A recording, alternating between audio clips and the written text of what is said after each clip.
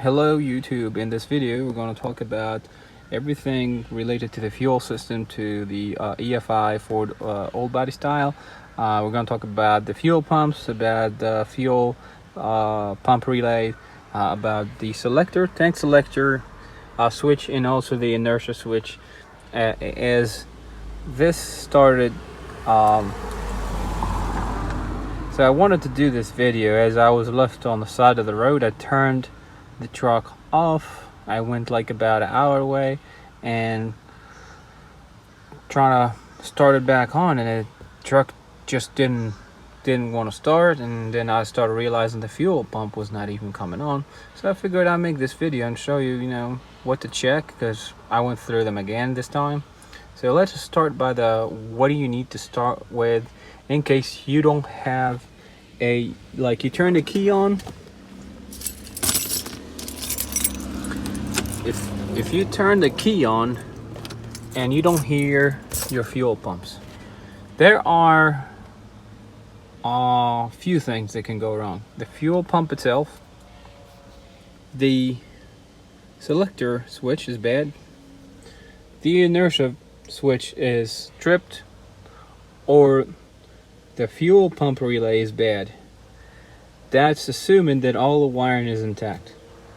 Now the fifth reason for this not to happen or work is your wiring is messed up somewhere, shorted. Your fuse could be bad too.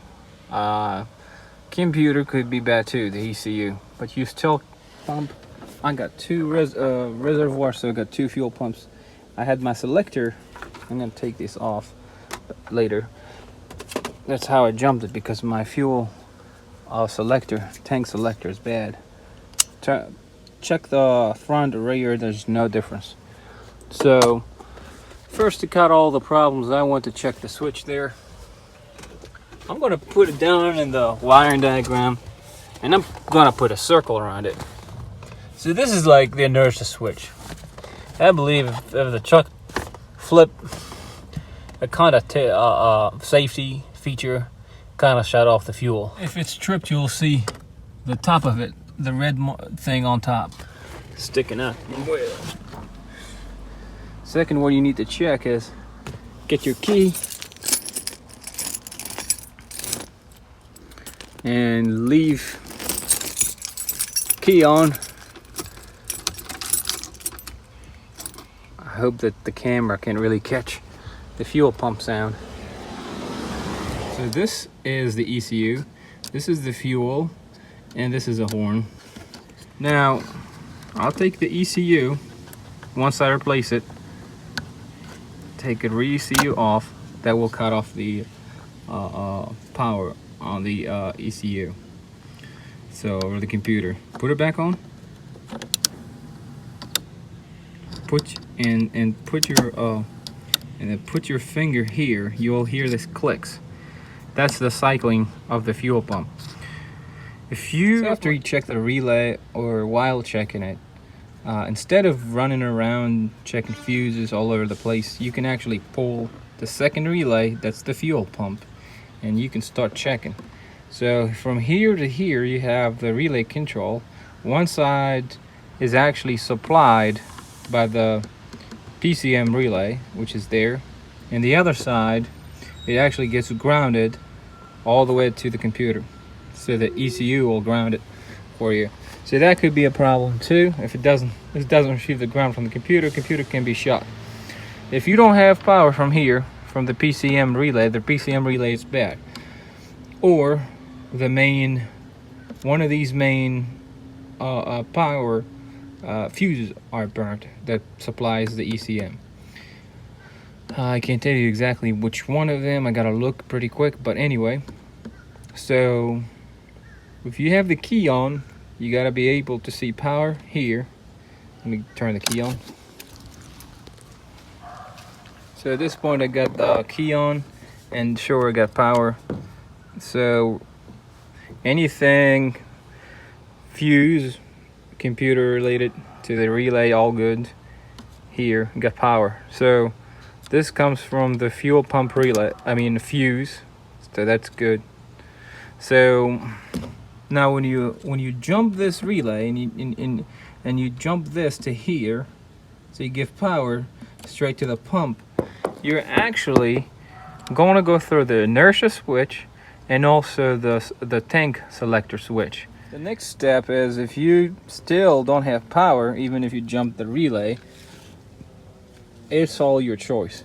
If you're more suspecting that the selector switch is bad, you can actually take this bolt. These are not, I think these bolts are added to it, but anyway, take these bolts off and another one here. I add that screw and the pieces trims comes off first. And what you do, here's your the old one I have it I throw it in the back, I guess, but this is the new one. This is a cheap one, but it does its job because it's not really that much. It's a simple kind of part. I'm an OEM guy, but if it's something that you can buy it for $10 or $20, I mean, why not? Off Amazon. It was a dormant part. So when you hook this, you'll notice there's a thin wires on one end and the thick wires on the other end. So what you need to do is get your jumper through the center. If you go to one side, you're going to go to one of the tanks, and you go to the other side on the bottom, you're going to jump to the other tank. I honestly got to look at the colors to tell you. I'll look at the diagrams and see. One of them is red and one of them is brown and white. Okay. If you're on the side of the road and you still have the luxury of an extra jumper, you can do as well. If you jump this side, jump both the center bottom one to that side and the center top one to that side, and you'll be able to, through these thin wires, be able to see on the gauge the actual fuel level, if it's working for you. So that is, in case you did get a jumper and you cycle the key. You're not gonna hear nothing because mine is off here.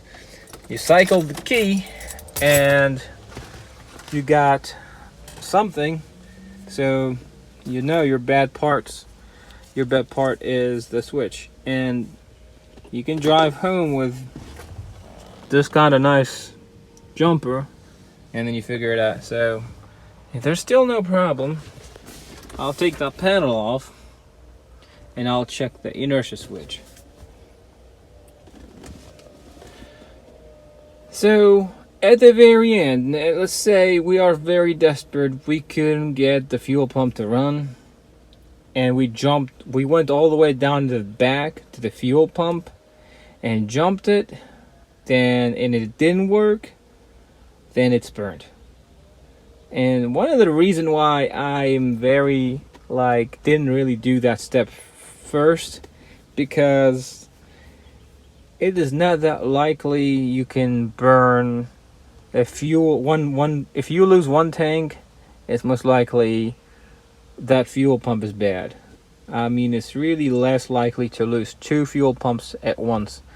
But if you're very suspicious that your fuel pump is burnt up, I'm gonna put the wiring diagram here and point on how to jump it.